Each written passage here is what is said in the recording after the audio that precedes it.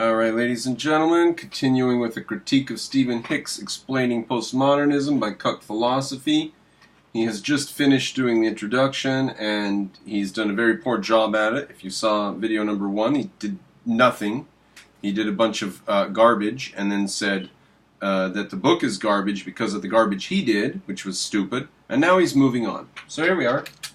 On their own, each of these things could be overlooked, but how common they are immediately diminishes the book's trustworthiness. Each of the 3 pieces of garbage things that he didn't point out in any substantive way reduced the book's... Let's move on despite that.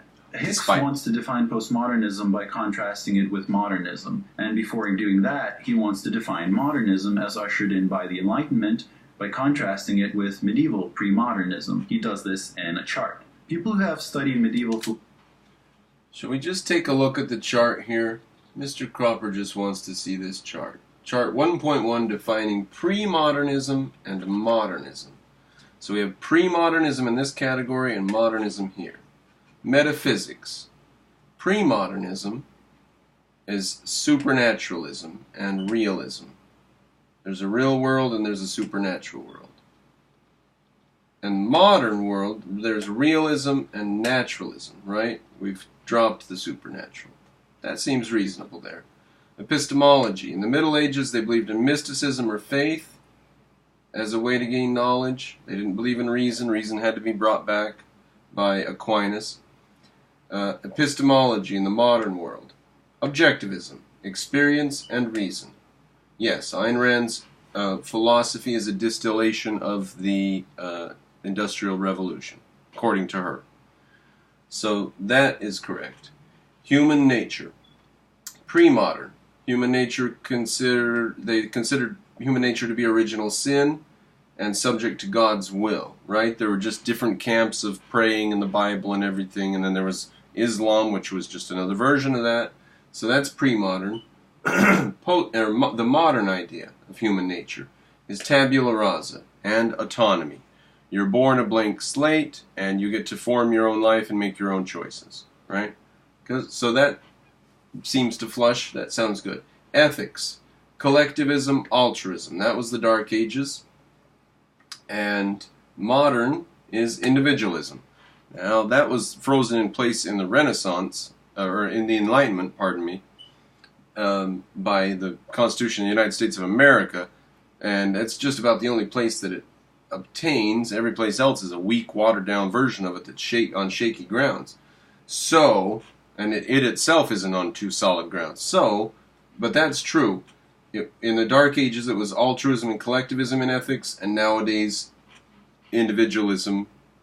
You know, I guess you could say even in a stupid, shallow John Dewey or William James sort of way, they are individualists on the left even, because they wear mohawks and cut their hair. But they all have pink hair, though, don't they? So even that's not really individualist. Okay. Politics and economics. Feudalism in the Dark Ages. Liberal capitalism today, right? Laissez-faire capitalism used to be the thing. We had to clamp down on laissez-faire capitalism at the end of the 1800s. The 1800s was a period of laissez-faire capitalism, and now we have regulated capitalism, market economics, right?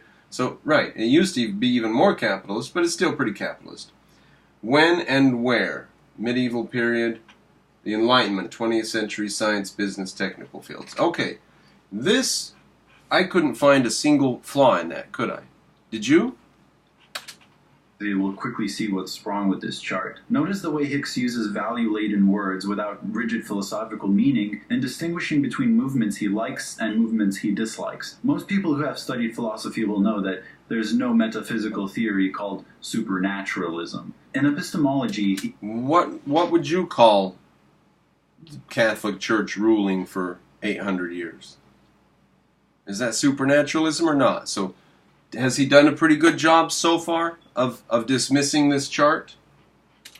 Characterizes pre-modernism as based on mysticism and faith, while modernism as based on experience and reason. Well, was it mysticism and faith that Aquinas had to bring back reason and call it the handmaiden of faith and bring back reason? Or what was that? What was that if it wasn't mysticism and faith? It wasn't reason, was it? So what's wrong with that? Now, I also thought that medieval... Well, he didn't say anything about it. He just says, I also thought, and so what? So you didn't say that there was anything wrong with it. What could be possibly wrong with such a summation as that? Philosophers didn't care about reason when I was reading Richard Dawkins in middle school, but that's a myth. In fact, Hicks seems to view the correspondence theory of truth as genuinely pro-enlightenment. All right, go back a bit. People who have studied philosophy will know that there's no metaphysical theory called supernaturalism. People who have studied philosophy will know that the Dark Ages were dictated by supernaturalism. There were cultures of supernaturalism. So people who have studied philosophy, if they're watching your video, might not have very much respect for what you're doing here, buddy. He characterizes pre-modernism as based on mysticism and faith, while modernism as based on experience and reason. Now, I also thought that medieval philosophers didn't care about reason when I was reading Richard Dawkins in middle school, but that's a myth. Oh, there he says, in the Middle Ages they did care about reason. When he was reading Richard Dawkins in middle school, he bought into all this myth. Really? You were reading Richard Dawkins in middle school? That's fascinating. Maybe that's true, maybe that's not. I think I was about 14 when I started reading Dawkins. So he's close. In fact, Hicks seems to view the correspondence theory of truth as genuinely pro-enlightenment. That is, the theory of truth that posits that truth is the correspondence of our beliefs to external states in the world. Well, that theory has some of its origins in medieval philosophers such as Aquinas. I was just thinking, what medieval philosopher is he going to bring up for that? Of course, there would only be one, wouldn't there? Aquinas, the one who brought reason back, right? The one who studied Aristotle's writings and brought reason back. This guy is incompetent and borderline retarded. Wow! There's only one philosopher he could have brought for that quote. Aquinas is the only philosopher. The only one. And he is a major philosopher, and he fits a massive, massive key. He's the keystone in the narrative of the Renaissance. So let me rewind, knowing that he's going to pull out the key figure of the Renaissance. What's he going to say here? I thought that medieval philosophers didn't care about reason when I was reading Richard Dawkins. Oh, so here, the medieval period, pre-modern, was mysticism or faith. Now that's not true. The Dark Ages were not full of mysticism or faith. That's just a middle school myth. In fact, I can show you how the Dark Ages were not mysticism and faith. Because... middle school, but that's a myth. In fact, Hicks seems to view the correspondence theory of truth as genuinely pro-enlightenment. That is, the theory of truth that posits that truth is the correspondence of our beliefs to external states in the world. Because there was a philosopher who posited that truth is the correspondence of our beliefs to the states in the external world. Its origins in medieval philosophers such as Aquinas. Aquinas! Bingo! So all of the Dark Ages and all of the garbage that the Dark Ages were, that Aquinas helped bring to an end, all of that is wiped out. And all of those people during all of that time were practicing reason. Garbage, dude. Sloppy, sloppy garbage, dude. Who said that, quote, a judgment is said to be true when it conforms to external reality. But the problem...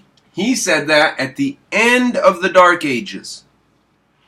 After 600 years of horrific picking lice off of each other and not even being able to write, he said a judgment is said to be true when it conforms to external reality, and it came as a revelation to their society. Okay? And it changed their society. To view him as the essence of the Dark Ages. Wow. Okay? That's stunning. He helped bring the Dark Ages to an end because of that sort of thing right there. That does not make him the essence of the Dark Ages. That does not make the Dark Ages an age of reason. Is not just that Hicks understates the importance of reason in medieval philosophy. Conversely, he understates the importance of faith in Enlightenment philosophy, and he does this to bring his favorite Enlightenment figures closer to his own belief. Oh, there's faith in Enlightenment philosophy. Now, some Enlightenment philosophers, I'm just going to rattle off Locke, and I'm going to ask him to at least give us credit for the Constitution and somebody in America who did something. I'm going to at least ask him to give us Jefferson or somebody, Thomas Paine or something, an Enlightenment philosopher there. But he's got to give us Locke. Who else would he say is an Enlightenment philosopher? Oh, he's going to go Kant or, what's he going to do? Hume? Hegel? Who's he going to use as an Enlightenment philosopher? And why is he bringing up Enlightenment philosophers? What is he saying again here?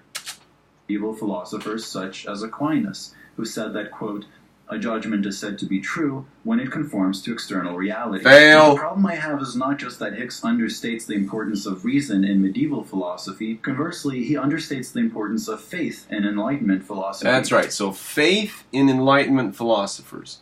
Which Enlightenment philosophers propounded faith or what? Something about faith. Connected to faith. Okay. He does this to bring his favorite Enlightenment figures closer to his own beliefs. 3 of the main Enlightenment figures Hicks lists that he sees as genuinely pro-reason are Francis Bacon. So Francis Bacon, Descartes, these are faith guys in actuality. And John Locke. John Locke. Okay. I was hoping he would give us Locke. Now, he's going to dismiss Bacon, Locke, and Descartes. Now, I don't want Descartes. You can have Descartes. He's an anti-Enlightenment thinker. He helped bring Kant back. So, I don't want Descartes. You can have him. Bacon, I'll take, and Locke, I'll take. And I don't want you to do anything faith-wise with them. What are you going to try to do with them? So, how insignificant really is religious belief for these philosophers? Well, oh, so some of them might have gone to church. Therefore, their philosophy is at a downfall, and Hicks' point is at a downfall. If these guys went to church, is that what he's doing? Descartes explicitly states that without God, all other knowledge is literally impossible. You can have Descartes. We don't want him. He's not an Enlightenment thinker. He's an anti-Enlightenment thinker. It is God, or at least the idea of God, that gives us the possibility of knowing anything with certainty. Now, the an inability to have certainty is what led to postmodernism. Postmodernism comes from Descartes. We don't want him. You could argue that this is different because Descartes tried to prove the existence of God rationally. However, so did Aquinas. Aquinas believed that God's existence is not self-evident to us, and therefore constructed 5 arguments for the existence of God. Now, what about the role of God in Locke's philosophy? Well, oh, wow, so he's done with Descartes just like that. Okay, that's fine. You can have Descartes. We don't want him, so I'm not going to defend him. Starting point of Locke's political philosophy is that God owns us as property. We are all the work of one omnipotent and infinitely wise maker. We are all the servants of one sovereign master sent into the world by his orders to do his business. We are all the property of him who made us, and he made us to last as long as he chooses, not as long as we choose. Okay? And so that proves that Locke had faith. Now, does this misprove Locke's theory of rights? Or is he just showing that Locke believed in God? So if Locke believed in God, then Hicks is wrong that faith is not part of. Well. Then what if somebody comes along and says, okay, Locke believed in God, yet his theory of rights had nothing to do with God, and it was compartmentalized, and he was a confused thinker who had a good theory of rights but continued to believe in God? What if somebody came along and said that? Do you want to address those people with that a substantive concern who are going to be watching your show, or you probably don't have the ability to address such a thing, do you? Let's see. It is God that gives us our rights. Notice that these are not just examples of Locke's and Descartes' private religious beliefs. They are beliefs that are ingrained into and essential to their philosophies. Oh, so we can't say. All right, so he did address my concern of somebody that comes along. So he says they can't be compartmentalized. Well, what about the person who says that they can be and are compartmentalized, and that he had a good theory of rights which cannot be reconciled with the existence of a supreme being? What about somebody who says that? He says, nope, can't be cannot. You can't separate them. All right. that's the best you can do, that's the best you can do. So I think that this caricatured and dichotomized... Oh, it's a caricature and a dichotomy even. You did a crappy job there. Crappy job. And then you call it a caricature and a dichotomy. ...has problems. When Hicks and it on has page problems. 7 says that... What has problems is your crappy, cheap analysis that's not going to fool anybody over the age of 14. What has problems is your autistic leftist brain.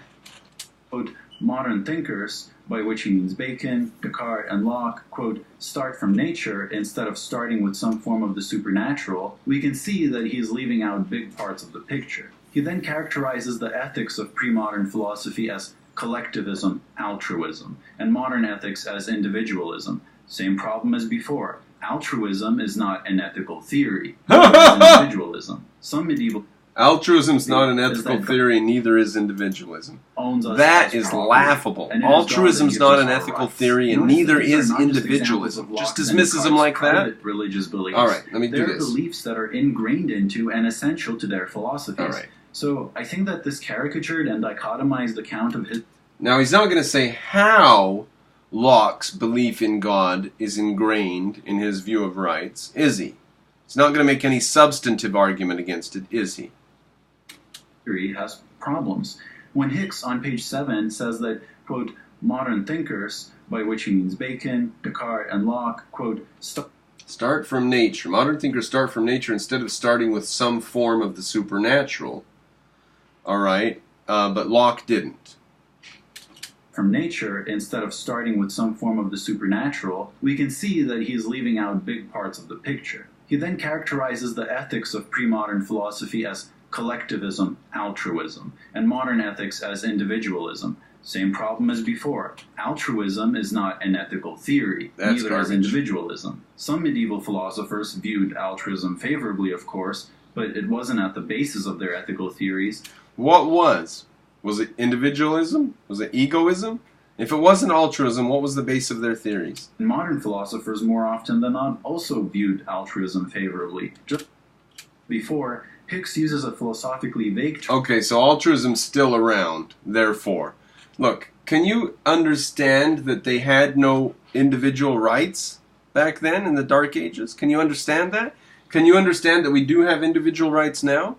Can you understand why he would say that that is therefore a collectivist society and why this is therefore an individualist society? Nope. He just dismisses it by saying there must have been people around who weren't altruists, and there are still altruists around today. Therefore, dismiss the whole thing. Really? Hicks has summed that up rather well right there, and you can't grasp it, can you? You cannot grasp it, can you? Like individualism. Or you don't want the audience to think it's graspable. How stupid is your audience, dude? How stupid are the people that you're trying to talk to? What kind of people are you trying to talk to? Distinguish between philosophers he likes and philosophers he doesn't like. The problem with individualism, a term that Hicks often... Oh, so that was all just about philosophers he liked and he didn't like. No, I think that was about philosophers that he objectively views as valuable to human life and philosophers he views as objectively damaging to human life. Nope, just his opinion, just what he likes. Uses in contrast with collectivism is that if you don't specify what kind of individualism you're talking about, it's pretty much philosophically useless. So there are different kinds of individualism. What kind? Oh, there's probably Marxist individualism, where you're an individual in the proletariat who helps the proletariat. That's probably one type of individualism, right? Let's see.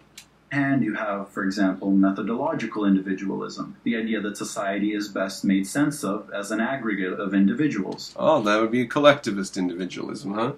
And the individual being the starting point of one's analysis, but society being somewhere in the analysis, society doesn't exist. So that's not a form of individualism, that's a form of societyism.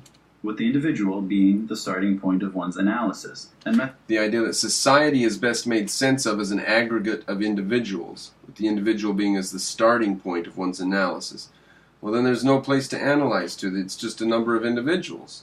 So that is some form of collectivism, or it's individualism. Make up your mind. Methodological individualism goes back to Hobbes, who was an absolute monarch. Then there is normative individualism, which states that the primary unit of ethical... If Hobbes was the source of that type of individualism, I mean, his philosophy is not individualist. His philosophy is collectivist and the use of force. So that's pretty weak.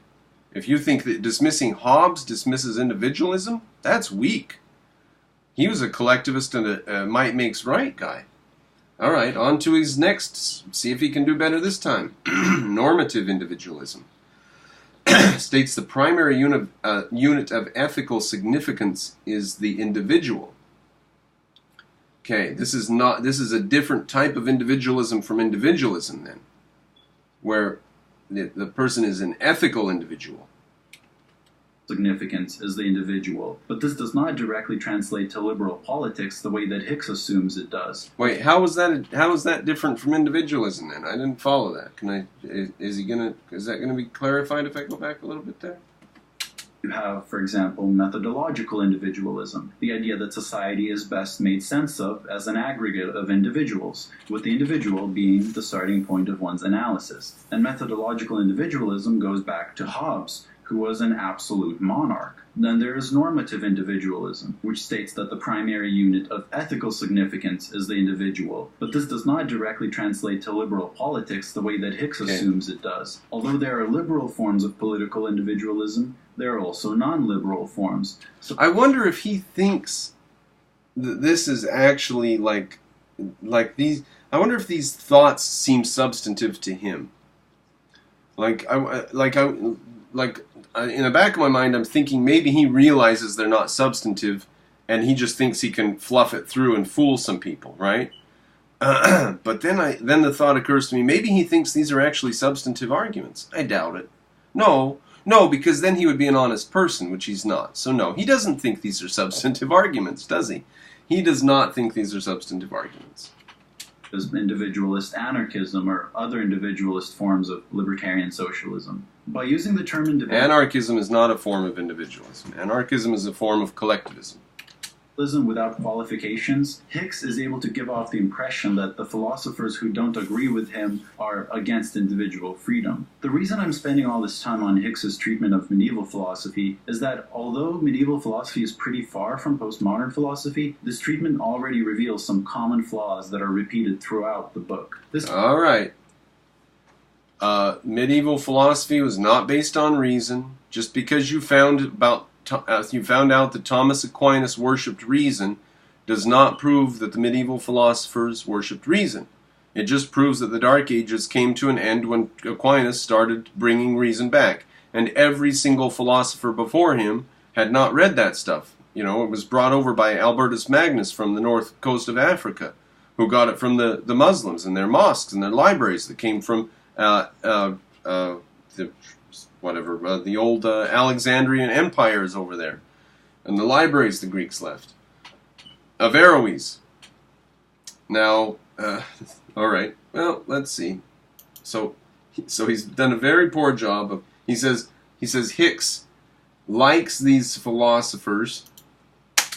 Directly translate to liberal politics the way that Hicks assumes it does. Although there are liberal forms of political individualism, there are also non-liberal forms, such as individualist anarchism or other individualist forms of libertarian socialism. By using the term individualism without qualifications, Hicks is able to... So he says that there are different types of individualism.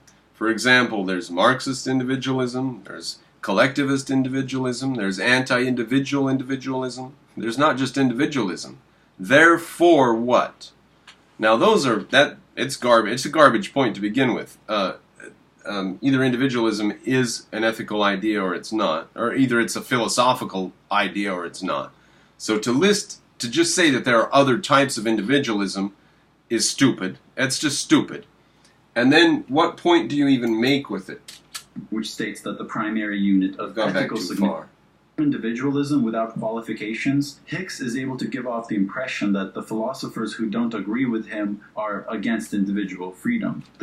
Well, if Hicks is in favor of individual freedom, then he would be disagreeing with philosophers who are against individual freedom, so that's a pretty simple statement. But he's not even going to allow Hicks to have that. He says there are philosophers who what the hell is your statement then? Who you would agree with who are against individualism? What the hell is your claim then? Anarchism or other individualist forms of libertarian socialism. By using the term individualism without qualifications, Hicks... By using the term individualism without qualifications, just a blanket philosophical term of individualism, able to give off the impression that the philosophers who don't agree with him are against individual freedom. Oh, Hicks is able to give off the impression that the philosophers that don't agree with him are against individual freedom. I see. So he's trying to salvage individual freedom as something that can happen outside of the purview of Hicks philosophers. He wants individual freedom to be something that can happen under Marxist philosophers, for example, and other places. So he's trying to... So this is all just a hippopotamus dancing, trying to equivocate and keep individual freedom as a value for himself. The reason I'm spending all this time on Hicks's treatment of is because you're a moron and you're trying to equivocate your unclear thoughts. Philosophy is that although medieval philosophy is pretty far from postmodern philosophy, this treatment already reveals some common flaws that are repeated throughout the book. This kind of exposition... He showed nothing about why Hicks' treatment of medieval philosophy was incorrect, or his statement of... He showed nothing there. Nothing. Garbage, garbage, garbage. Beta! Hicks is not without reason. His general thesis in this chapter is that, as he says on page 9, individualism and science are thus consequences of an epistemology of reason. Now that could come right out of Ayn Rand. Individualism and science are a consequence of an epistemology of reason. That's a sentence right out of Ayn Rand. Hicks claims that liberal capitalism was a direct consequence of philosophers starting to value reason. Liberal capitalism was a direct consequence of philosophers starting to value reason. That is correct, yes. This is problematic for several reasons. Why is it problematic? Enlighten us. Not only is individualism, again, undefined, but as we've already seen, medieval... Oh, because they didn't define individualism. All right. So you can't make this claim until you define individualism. Well, let's say we defined individualism, and now just take a shot at the claim. Just define it any frickin' way you want, and take a shot at the claim. He says they didn't define individualism, so we'll dismiss all those claims. Very solid, dude. Again, who are you talking to? Do you think this is substantive? Boy. Philosophers valued reason too, by Hicks's own admission. Again, there were medieval philosophers that valued reason, like the one that brought the Dark Ages to an end. Huh? Ancient Greek philosophers like Aristotle valued reason as well. But then, why did that... Oh my God! Oh my God! So reason isn't just this modern thing. There were these ancient guys who valued reason. Well, who do you think Aquinas was talking about when he valued reason? Aristotle! So this guy is a clueless moron. Holy moly! What point do you prove by bringing up Aristotle bringing reason out of the ancient world? Aquinas brought reason back by bringing Aristotle back. Not lead to normative individualism and liberal capitalism. Yes, Aristotle led to reason and individualism and capitalism. It was Aristotle's philosophy. Yes, absolutely, that is the case. Aristotle, the man who initiated the study of formal logic, also justified slavery in his political philosophy. But that can't be the case because he defended slavery.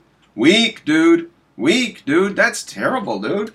Already in the first 10 pages of the book, one starts to see that this is not merely an explanation of both. Is that all you had for that? Aristotle defended slavery? Wow. Is that all you had? Yep, that's all he had. He's just going right on along. Okay.